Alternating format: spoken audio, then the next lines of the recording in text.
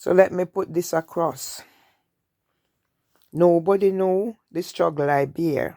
Nobody know how I manage to live a progressive life despite the fact that I developed trauma. What does that trauma entail?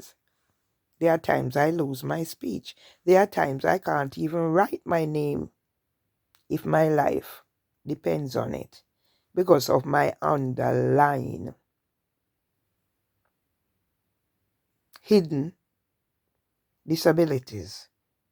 The hidden disabilities that cause me not to have more children because I didn't want to bring another child into the world to face what I've faced from the time my father was stricken with Parkinson's. I made a monkey of myself. I used comedy to be able to cope. So sometimes when you hear me, people said I'm shouting. I'm not shouting. It's trying to get the voice out. People said I'm dismissive of authority. I cannot speak. So maybe I should compare myself to Maya Angelou, who was raped and became mute. Yeah, I have a medical report that says about chronic anxiety because I do not have a medical diagnosis for Parkinson's. In that report, it says affect writing. The older I get, it's the more those conditions are prominent. Me and Emily never thought we would live to be 60 and be healthy. And that's why I'm so concerned about the emotions behind my brother's disability. He's the only one who will answer the phone. God, I put all my brothers in your hands so they can deal with the trauma they experience. Stop hating Mervyn Myers for what they considered Pearline Louise Chambers Nemhard has done to them. Because my mother was a victim of the family that her father walked away from, took her twin, his twin, yes, grandfather was a twin, and walked away from the land baron at Chambers Lane, Grange Hill, Westmoreland. And then I go back to when I became vocal. When I listened to my brother Irvin Nemhard, the anguish in his voice when he called and he told me about his wife. And I sat before my computer and I prayed to God. And I said, God, save my brother's wife. And from then, I began to do this thing aloud. The fear of being ridiculed, of not having the words coming out, of shaking, evaporated.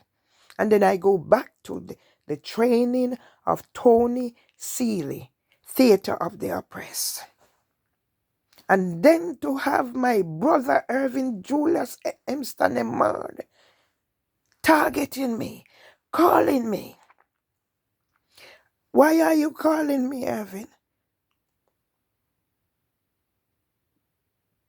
So then I reverted to being Irvin's mother from the time my father put him in my arm when he was born on the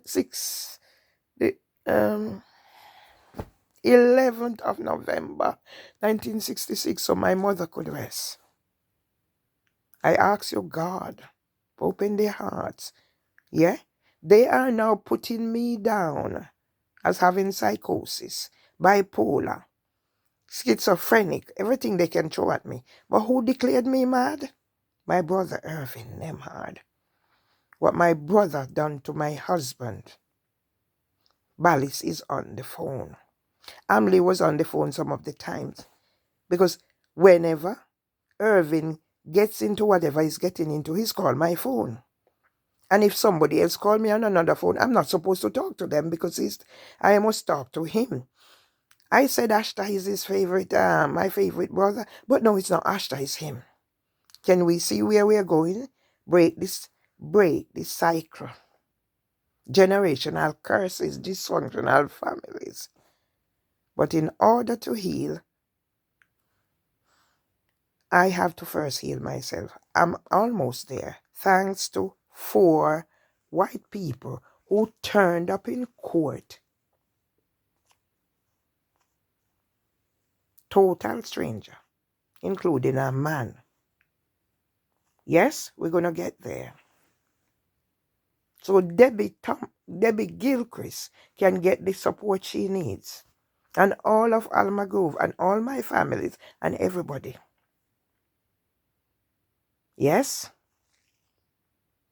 Is the world, I ask the question, is the world ready for Merville Myers?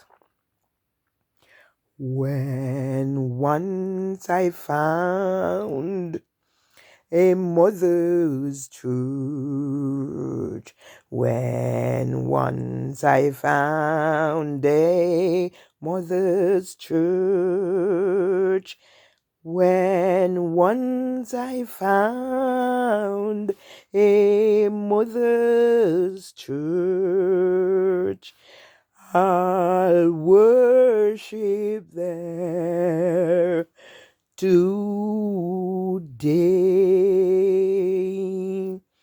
It makes me think of good old times.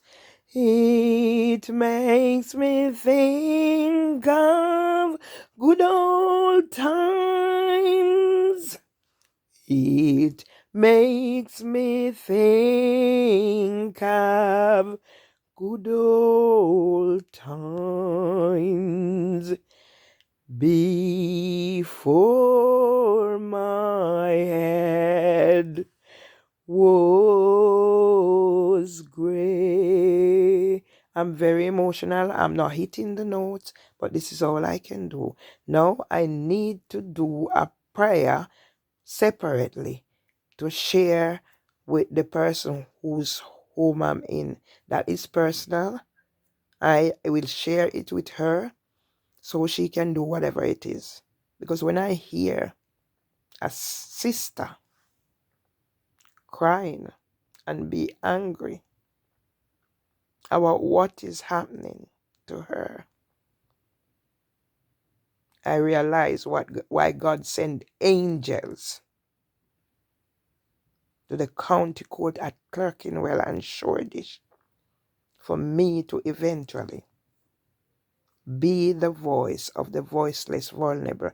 And I put Miss H. Presley, another tenant of Housing for Women, and her 23-year-old son in your hands, God. Thank you for your mercies. I've stopped cursing, but I can't stop swearing because I have to swear in court. So that's the difference. Valdin Allen Legister.